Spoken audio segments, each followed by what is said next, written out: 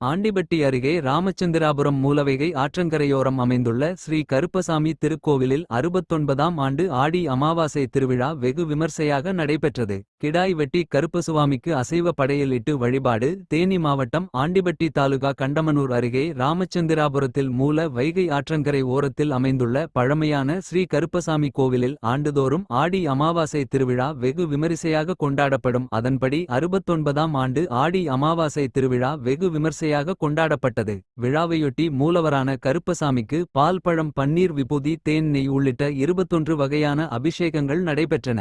இதையடுத்து கருப்பசாமிக்கு பக்தர்கள் நேர்த்திக்கடனாக வளர்த்து ஒப்படைத்த ஆட்டுக்கிடாய்களை பலியிட்டு அசைவு விருந்து சமைக்கப்பட்ட அவை கருப்பசாமிக்கு படையலாக படைக்கப்பட்டு சிறப்பு பூஜைகள் நடைபெற்றன. அப்போது பக்தர்கள் மற்றும் கோவில் பூசாரி அருள் வந்து ஆடி அருள்வாக்கு கூறியது பக்தர்களை மெய்சிலிர்க்க வைத்தது. இதையடுத்து பக்தர்கள் அனைவருக்கும் அசைவ விருந்து பிரசாதமாக வழங்கப்பட்டது. இந்த திருவிழாவில் ஆண்டிப்பட்டி கண்டமனூர் மற்றும் சுற்றுவட்டார பகுதிகளை சேர்ந்த ஏராளமானோர் கலந்து கொண்டு சாமி தரிசனம் செய்தனர்.